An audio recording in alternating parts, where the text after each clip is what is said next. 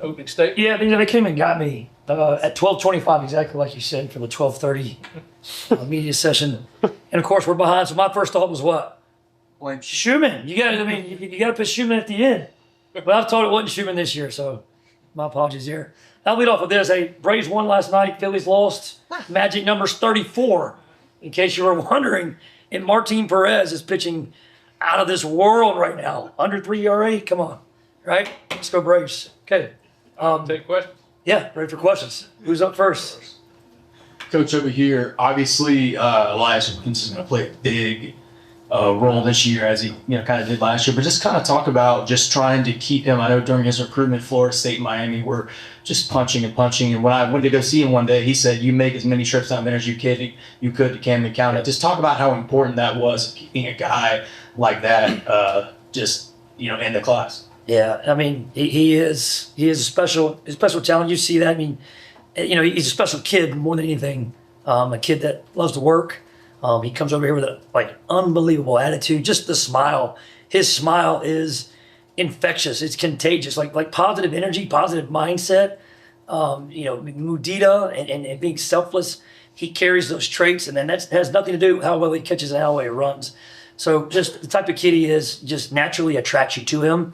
Through the recruitment process, I think that this goes for anybody nowadays. It's so transactional. College football is today, especially recruiting. So if you can build a relationship with a kid, in the end, we still value that here.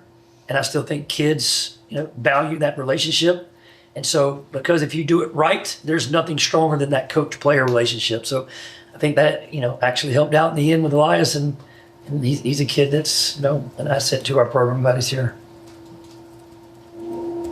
Yeah, Jaden Reddell, his third year in the program, it seems like the light is all the way on for him. What this offseason has allowed him to become the player that it seems like he has now for you guys? Well, I think he's just become comfortable in the position that he's playing.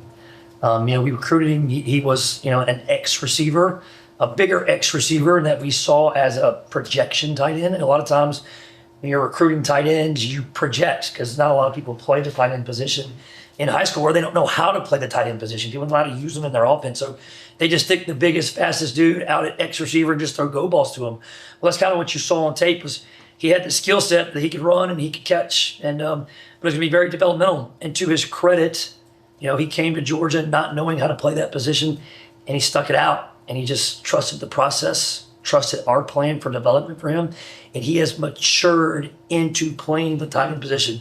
He still can run. He still can catch, but now he can actually put him in positions where he's playing a traditional tight end role, where he can block, he can pass protect. And so he has gotten himself in position to be more of an all-around tight end, which increases his value in our offense. Todd, the conversation that all the fans want to talk about right now is the tight ends, getting them the ball more. Do you ever have conversations with Mike or the coaching staff about getting the tight ends the ball more, or is it more a product of, hey, you get the guys ready and then just see what we have discussions all the time about what scheme is the best to help us win. And whether that's getting the ball to the tight ends, or that's getting the ball to the tailbacks, or that's getting the ball to our receivers. Whatever we can do that week to help us win, that's the ultimate goal. So we don't really concern ourselves with outcomes, okay? You concern yourself with outcomes. You're outcome-driven. You're disappointed. We concern ourselves with the process and just doing what we can to contribute the best way offensively. Do I want to catch more balls? Of course, we want that. But if our job is to go out there and run block 62 plays, we're going to go out there and run block 62 plays to the best of our ability. And so I think our guys take that, that mindset on. They're very selfless in how they go about their business. So they're not concerned about the production, not concerned about the catches. I truly believe that. They're concerned about what they can do to help our offense be the best offense it can possibly be. Coach, kind of piggybacking off of that, obviously you guys don't, you were just saying that the guys have to block a lot. The guys have multiple guys that play. But then you see a guy like Oscar Dell going to be drafted and have the opportunity to have a long career in the track. Johnson Patrick, Charlie Warner been in the NFL for a long time. How do you get these guys in high school recruiting to understand that they're not going to catch 800 passes here and they may have to go and do the dirty work? And how long does it take them to kind of buy into that part of it? Yeah, well, they all want the ball, but you tell them right away, there's a proven plan for development. We've had a successful run in putting tight ends into the NFL. Just like other positions here at Georgia, they do a great job of getting these kids to the next level. being an NFL tight end is not just being a pass catcher. They're going to draft you to do more things than that. And yeah, you want to catch those balls and you want to be that guy that has those stats and those outcomes we talked about. But it is much more than that, much more. And a guy like Oscar Delp, who didn't have maybe the production he wanted, but he really took pride in being the best point of attack run blocker he could, knowing that those NFL teams were going to come in and value him for that. And that's exactly why he went when he went, because he was exceptional at the line of scrimmage. So if you tell him early on, hey, yeah, we're going to try to get the ball to you, but going to the next level is just not about getting the ball. I mean, Brock Bowers had the production he had, but Darnell Washington has had a very successful career, and he had less than half the production that Brock Bowers had. So tight end is a position that's very versatile, has to do a lot in the offense, from the run game, the pass game, pass protection.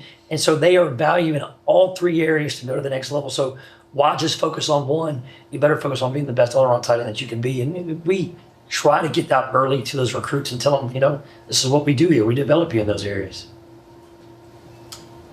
Yeah, with Caden, obviously, how has his skill set kind of progressed since he got on campus? How unique is that skill set with the height, the size, the speed, all that stuff? Yeah. That could allow him to be split out more, as a freshman. Yeah, I think you saw that in recruiting. He was one of those guys. I talked about projection, right? He didn't play tight end very much. At Bowden High School, he's a receiver, and based off his frame and his length, we project him to be a really good tight end down the day. That is not down the road. That does not mean he's not a tight end right now, but his skill set is he can run routes and he can catch passes and he has length and catch radius, and that's kind of his advantage. But for his long-term development, he's probably going to be drafted as an NFL tight end. So it's our job to get him ready to do that. But in the short term, we also want to showcase what he does well.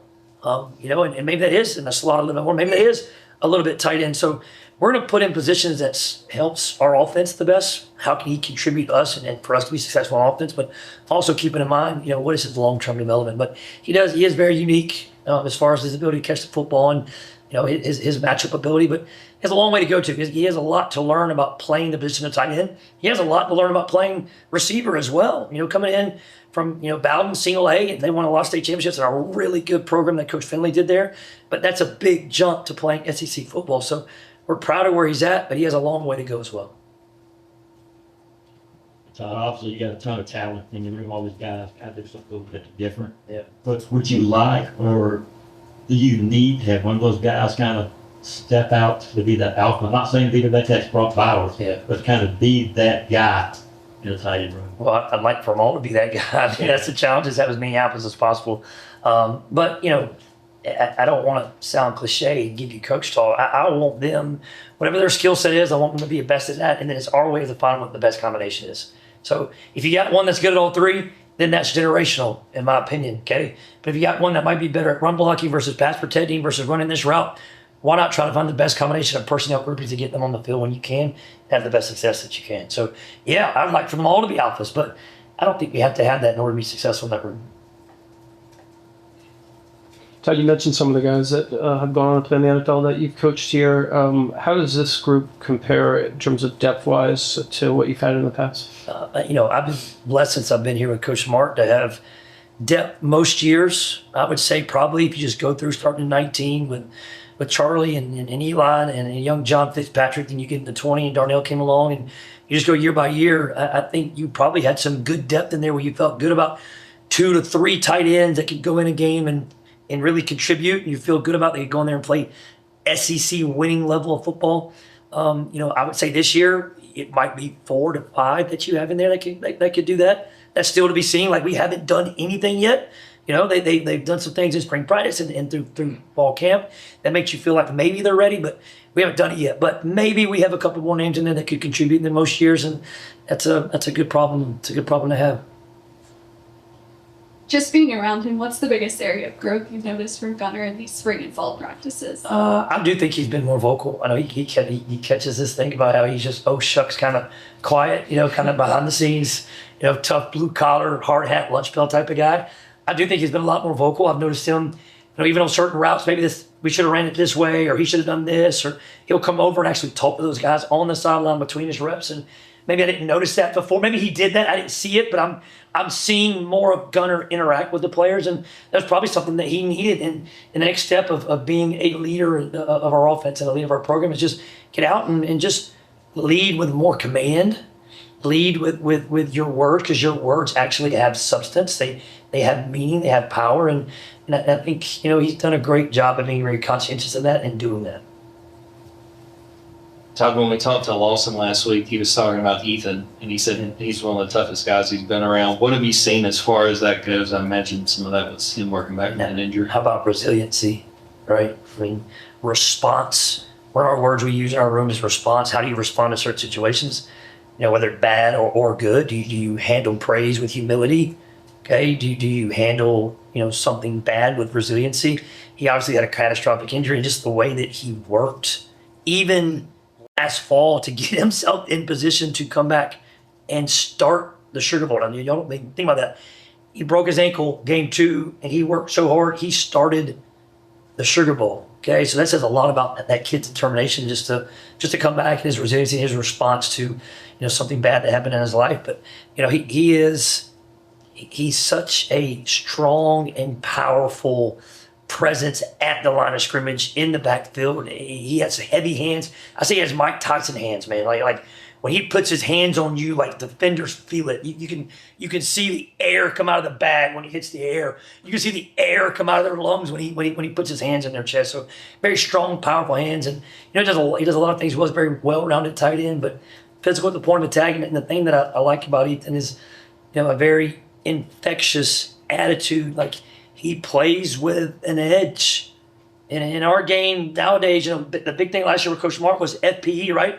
Fire, passion, and energy. One of the first ones to have a blue hat was who? Was Ethan. Because he just has that edge about him that you want to be around. Like, you want him around the players to be contagious, to get them fired up about football and the physicality. And we're on this thing about grit this year, just having that grit. Like, he is the definition of grit in my mind, just because of the things he's went through, but just the way he goes about playing the game. Coach, colorful presentation. Really enjoying this. Better than Schumann? You don't have to answer that, sir. Hands on the chest and air coming out of the lungs. That's There you go. gonna be hard for anybody to top today. I want you to educate me a little bit. One, I've heard the term joker. Monk can use it. Sometimes we see tight ends all over. And then secondly, this kind of the story of Jaden Reddell. I was at the deal Sunday. We saw him make a couple plays. Kirk talked a lot about it. Yeah. Expound on those two things. Yeah, I'll start with Reddell. To me, he's everything that's good about college football. He came in, and obviously he wasn't ready to play right away, and was a scout team player. Maybe got minimal reps. Even in practice with the first or second team offense, and trusted us. He trusted what we told him in recruiting. Okay, he comes into his second year, and the same thing. He got better, but maybe he wasn't at the point where he could contribute last year in a significant role for us. You probably saw him in a couple 13 personnel packages where he had a couple plays here and there. And again, he trusted us. It goes back to the question I had over here about relationships. Like, he trusted that relationship and what we told him in recruiting. And he waited his turn, and all he did was just go to work. He trusted Coach Sinclair in the weight room. He trusted Coach Bobo with how we're going to use him in our offense. He trusted Coach Smart with what Coach Smart told him in recruiting. And now, after 2 years of not worrying about where should I go, how much money should I make, all the stuff that people concern themselves with, all the stuff that are distractions that actually maybe take you away from being the best player you can possibly be, he didn't listen to any of that. He just trusted the process. He grinded it out. And now he's got himself in a position to possibly help us in a significant role this year. So, let's be honest, that's rare nowadays, right? Like, how often do you see that? But I think Coach Smart has done a phenomenal job of actually recruiting players that want to stay, that have low portability, that actually love Georgia and trust us and trust that we're going to have their development and what their best interest, that their future interest is that, that's what we're here to do. So he's trusted us, and I appreciate him for doing that. I think your first question was about Coach Monk and using the word joker. Yeah, joker role where guys getting from hours. Yeah, it's the, to me, tight ends in today's football, the ultimate value for an offense for the versatility that they can provide. You know, if you have a guy in that role that can be a joker, your term, that could possibly line up in the slot and be, you know, successful.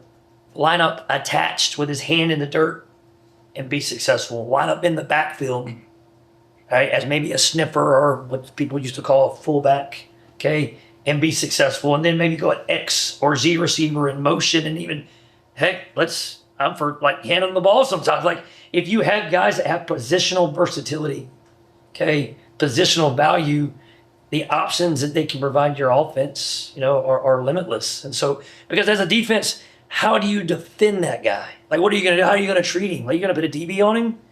And then he's going to block you at the point of attack. You're going to put a linebacker on him, and then he can beat you in the slot one-on-one. You know, so, you know, offensively, you know, even in recruiting, I try to find guys that have traits and value, that give us value at multiple positions. So, you know, you try to have a room full of those guys that are jokers. Got time for one more question. Yeah, Austin talked about going up to 245 and playing at that weight this year. How did that decision sort of come about, and how might he be? Yeah, when he gets to 245, you tell me, Colin, right? Right. I'll say this. Lawson has really done a phenomenal job of trying to get to that weight we want him to get to. He's gotten up to 240. I want to say he's been up to about 243. But in the past, you know, his game is he is really good. You know, running routes and catching passes and being that slot tight end, that move tight end fours. And, you know, at the point of attack, he had to get stronger. He had to add more weight in order to sustain more than maybe just 1-2 plays. He can go multiple plays in a row at the point of attack where we can say, hey, he's not just a move tight end. He's a joker, right? He can do it all. And so in order to sustain in our league at the point of attack for multiple plays in a row, he had to add more weight. He had to get stronger. And, you know, he really attacked that. And for a senior, a grizzled vet, sometimes they're not as receptive to maybe advice because they feel like, hey, I'm on the back end of this thing. I already know what I need. I know what no, not him. Like he's an open book and he's always trying to get better. And that was probably the biggest area of growth that we had to see. So, you know, credit to him for doing that. Thank you, Coach. Thanks. Hey, thank y'all.